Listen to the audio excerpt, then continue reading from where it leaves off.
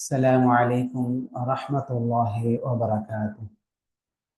بسم الله الرحمن الرحيم.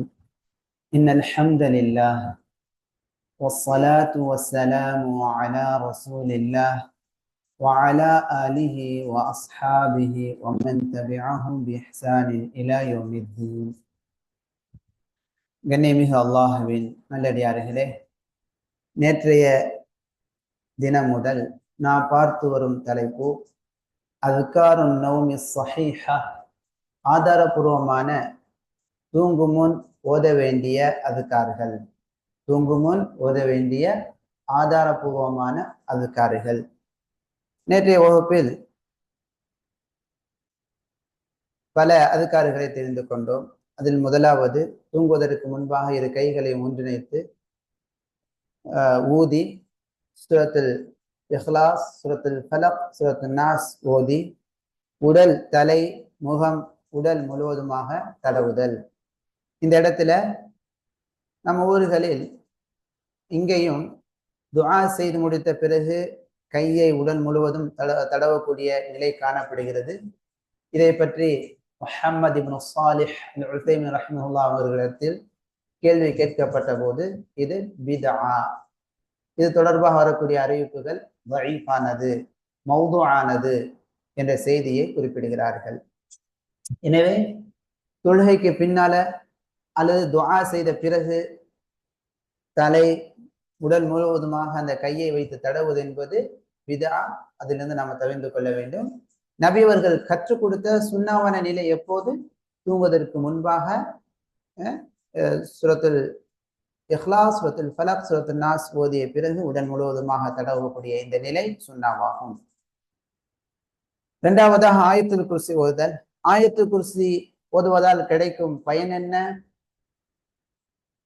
செய்து சொல்லுங்க, என்ன பயன்?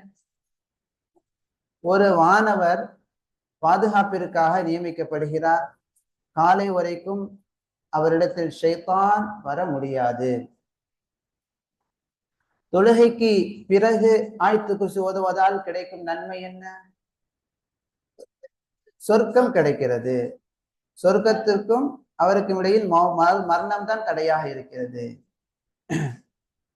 மூன்றாவதாக, தூங்கும் முன் ஓத வேண்டிய அதுக்காறுகளில் சூரத்துல் பக்ராவுடைய கடைசி 2 வசனங்கள்.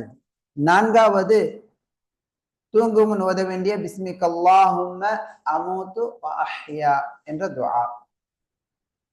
ஐந்தாவது, மிக முக்கியமானது, நம்முடைய அனைத்து விதமான கஷ்டங்களையும் கவலைகளையும் வேலைகளையும் பொறுப்புகளையும் அல்லாஹ் இடத்துல ஒப்படைக்கக்கூடிய மிக முக்கியமான ஒரு துஆ நபி அவர்கள் கற்றுத் தருகிறார்கள். அல்லாஹும்ம அஸ்லம்து நஃப்ஸி இலைக் வ ஃபவ்வல்து அம்ரி இலைக் வ வஜ்ஜஹது வஜ்ஹி இலைக் வ அல்ஜஅது ظஹரி இலைக் ரஹபதன் வ ரக்பதன் இலைக் லா மல்ஜஅ வ லா மன்ஜா மின்க இல்லா இலைக் அல்லாஹும்ம ஆமன்து பிகிதாபிக அல்லதி அன்ஸல்த் வ பிநபியிக அல்லதி அர்ஸல்த். மிக உன்னதமான ஒரு பிரார்த்தனை. ஆறாவது, இதிலிருந்து தான் நாம் பார்க்க இருக்கின்றோம். 5 வரைக்கும் நேற்றைய வகுப்பில் நாம் பார்த்து விட்டோம். அதே போல தூங்குவதற்கு முன்பாக ஒது செய்வது சுன்னா. வலது பக்கமாக ஒருக்களித்து படுப்பது சுன்னா. ஆறாவதாக, பிஸ்மிக ரப்பி வதஅது ஜன்பி வபிக அர்ஃபஉஹு என்ற துஆவை ஓதுதல், என்ற துஆவை செய்தல். அன் அபி ஹுரைரத ரலியல்லாஹு அன்ஹு قال, சஹாபியின் பேர் என்னமா? அபூ ஹுரைரா ரலியல்லாஹு அன்ஹு. قال, கூறினார்கள், قال النبي صلى الله عليه وسلم, நபி ஸல்லல்லாஹு அலைஹி வஸல்லம் கூறியதாக.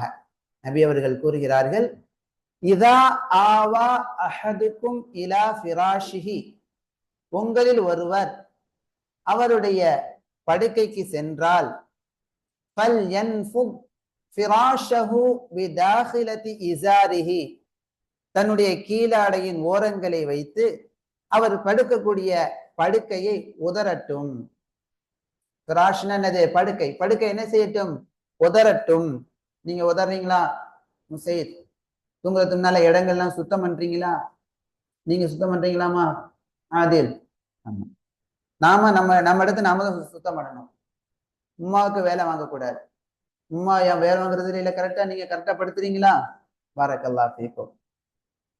கவனிங்க, இந்த ஹதீஸை கவனிங்க, ஹதீஸை ஃபாலோ பண்ணணும். ஏன் நபி அவர்கள் இப்படி சொல்றாங்க?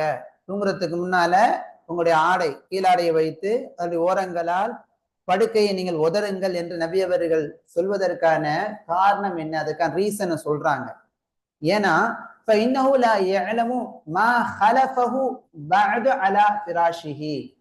அவருடைய படுக்கைக்கு பின்னால் அதற்கு உள்ள என்ன ஒளிந்திருக்கிறது என்பதை அவர் அறிய மாட்டார். உள்ள வந்து பூச்சி இருக்கலாம், மூட்டை பூச்சி இருக்கலாம், அல்லது தேல் இருக்கலாம், ஏதாவது ஒரு விஷ ஜந்து இருக்கலாம் தானே, நமக்கு தெரியுமா? தெரியாது. உதவிட்டோம்னா கீழே விழுந்துரும். அப்ப நிம்மதியா தூங்கலாம். அழகான ஒரு விஷயத்தை கற்றுத்தர்றாங்க நபி அவர்கள். தொடர்ந்து சொல்றாங்க, படுக்க நாடும் போது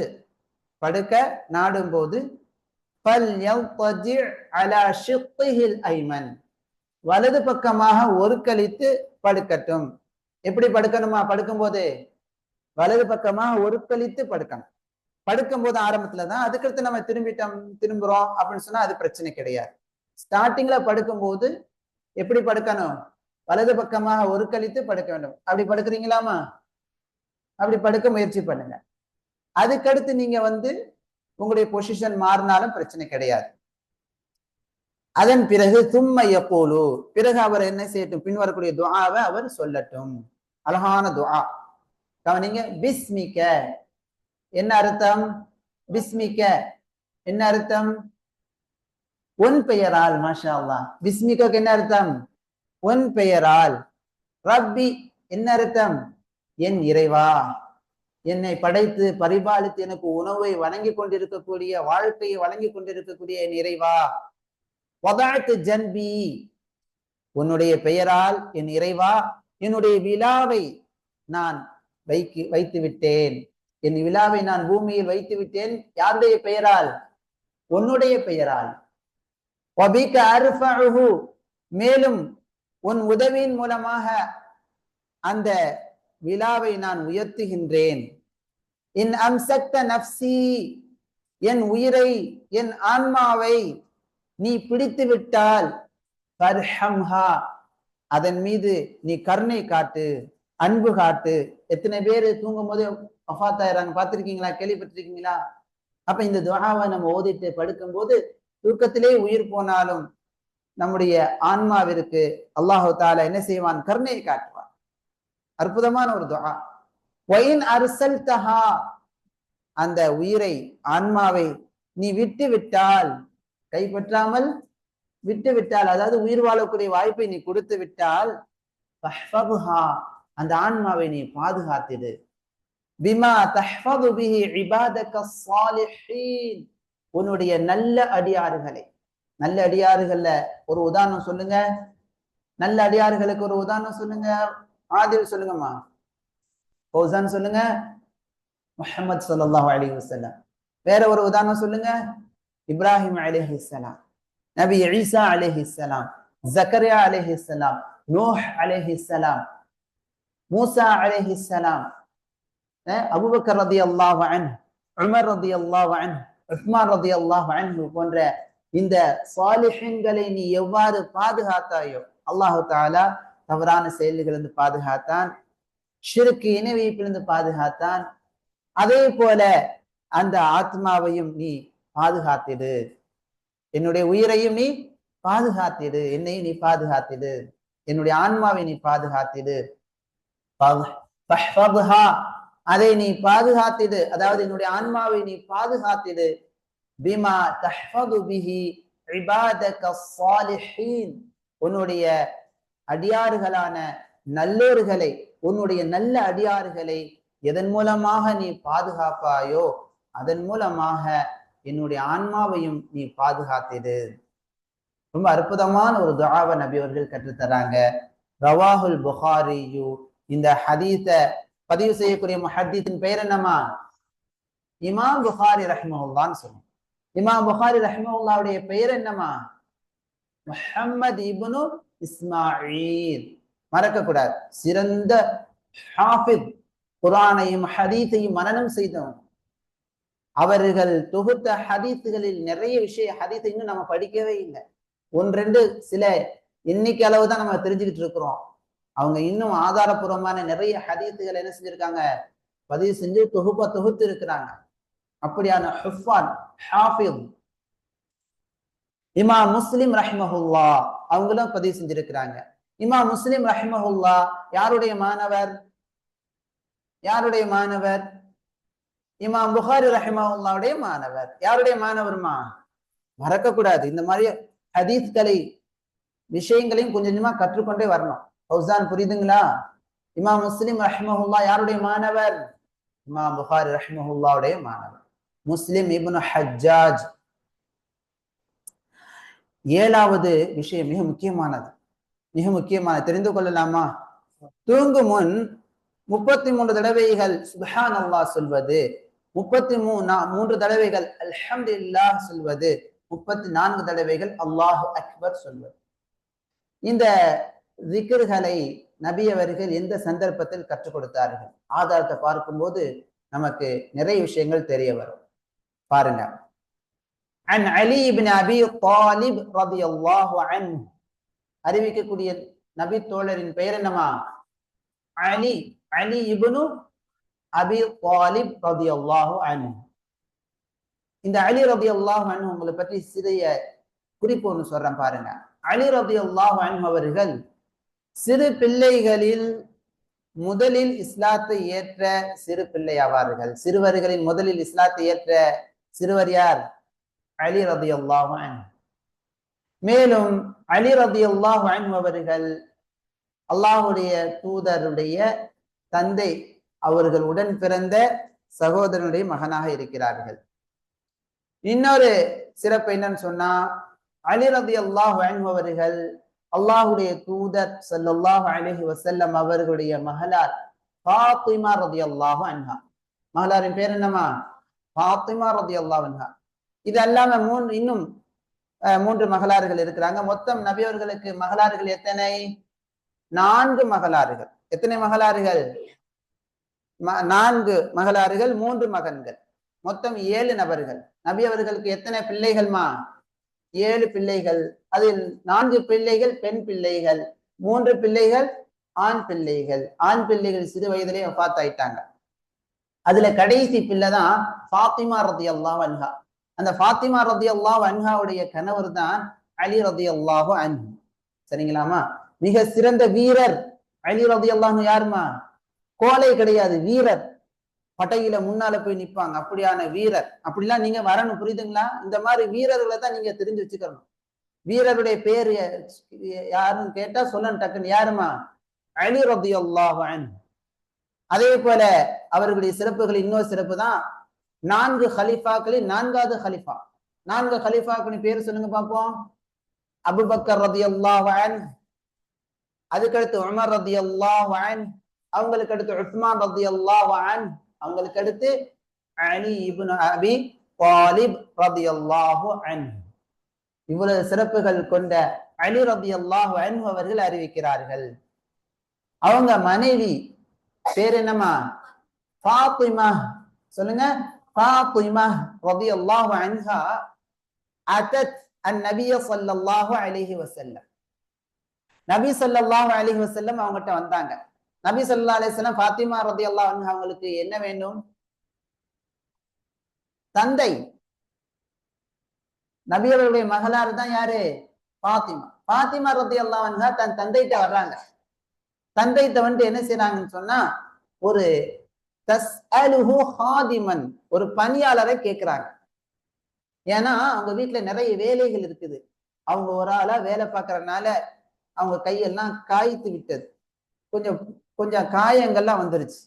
அதனால கொஞ்சம் வேலைக்கு ஒரு பணியாள் இருந்தா இலகுவா இருக்குமே.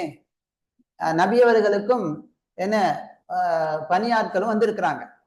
ஒரு யுத்தத்தின் மூலமாக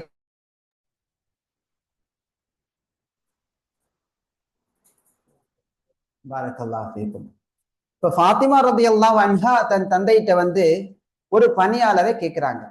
நல்லா கவனிங்க. இன்னைக்கெல்லாம் வந்து ஒரு செல்வந்தரா இருக்கக்கூடிய தந்தையிட்ட வந்து ஒரு மகளார வந்து வாப்பா எனக்கு கொஞ்சம் வீட்டுல கஷ்டமா இருக்குது, ஒரு ஃப்ரிட்ஜ் வாங்கித்தாங்கன்னு கேட்டா போதும், அந்த வாப்பா ஒரு ஃப்ரிட்ஜ் என்ன, கேட்டதுக்கு ஒரு ஃப்ரிட்ஜ், கேட்காம இருக்கிறதுக்கு ஒரு வாஷிங் மிஷின், அப்புறம் ஒரு மிக்சி, ஒரு கிரைண்டர், ஒரு காரு, இன்னும் சொகுசா போயிட்டு வர்றதுக்கு வசதியானவங்க எல்லாத்தையும் வாங்கி கொடுத்துருவாங்க. ஆனா ஒரு தந்தை எப்படி தன் மகளாருக்கு எளிமையை கற்றுக் கொடுக்க வேண்டும், வணக்கத்தை கற்றுக் கொடுக்க வேண்டும் என்பதற்கு முன்னுதாரணமாக அல்லாஹ்வின் தூதர் ஸல்லல்லாஹு அலைஹி வஸல்லம் இருக்காங்க. அடிமை கொடுப்பதற்கான அடிமை எல்லாம் இருக்குது, வசதி எல்லாம் இருக்குது. இருந்தும் தன் மகளாருக்கு நபி அவருக்கு எதை கற்றுக் கொடுக்குறாங்கம்மா, எதை கற்றுக் கொடுக்குறாங்க ஃபௌசான் ஆதில், எதை கற்றுக் கொடுக்குறாங்க? எளிமை. சொல்லுங்க, எளிமை.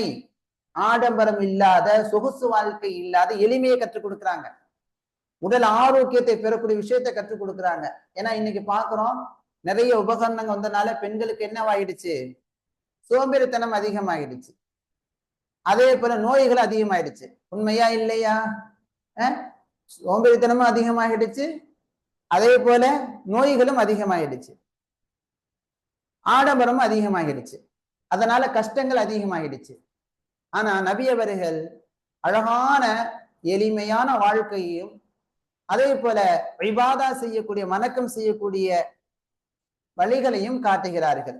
பாருங்க, அல்லாஹ்வுடைய தூதர் சொல்றாங்க, ஃபகால் அலா உக்பிருகி மா ஹுவ கைருல் லகி மின்ஹு. என் அருமை மகளே ஃபாத்திமாவே ரலியல்லாஹு அன்ஹா, உங்களுக்கு துணை, அதாவது உங்களுக்கு வேலை செஞ்சு வேலை பளுவை இலகுவாக்கக்கூடிய அடிமையை விட சிறந்த ஒன்றை உங்களுக்கு நான் அறிவித்து தர வேண்டாமா அப்படின்னு சொல்லிட்டு என்ன செய்றாங்க, நபி அவர்கள் கற்றுக் கொடுக்குறாங்க. அடிமையெல்லாம் இருந்தும் சொகுசான வாழ்க்கையை தன் மகளாருக்கு செஞ்சு கொடுப்பதற்கான எல்லா வசதிகளும் இருந்தும் நபி அவர்கள் அதை விரும்பவில்லை. எளிமையும் வேலை செய்து உடல் ஆரோக்கியத்துடன் இருக்கக்கூடிய நிலையை கற்றுக் கொடுக்குறாங்க நபி அவர்கள். துஸப்பிஹீன் அல்லாஹ் இன்த மனாமிகி ஸலாஸ வ ஸலாஸீன். நீங்க தூங்கும் போது, என் அருமை மகளே, நீங்க தூங்கும் போது 33 தடவை சுப்ஹானல்லாஹ் சொல்லுங்க. வ தஹ்மதீன அல்லாஹ ஸலாஸ வ ஸலாஸீன். 33 தடவைகள் அல்ஹம்துலில்லாஹ் சொல்லுங்க. வ துகப்பிரீன அல்லாஹ அர்பஅ வ ஸலாஸீன். 34 தடவைகள் அல்லாஹ் அக்பர் சொல்லுங்கம்மா. ஒரு வேலையால் இருந்து உங்களுக்கு வேலை செஞ்சு தருவதை விட நன்மையும் கிடைக்கும், உடல் ஆரோக்கியமும் கிடைக்கும் என்பது நபி அவர்கள் அழகான முறையில சிறந்த ஒரு வழிகாட்டுதலை கற்றுக் கொடுக்குறாங்க. உடனே தந்தை சொன்னதை அப்படியே கேட்டுட்டு அவங்க போயிட்டாங்க. அடிமை எனக்கு வேணும், எனக்கு வாங்கி தருவீங்களா, தரமாட்டீங்களா? இன்றைய காலகட்டத்தில் அல்லாஹ் பாதுகாத்த பெண்களை தவிர அதிகமான பெண்கள் அப்படித்தான் இருக்கிறாங்க.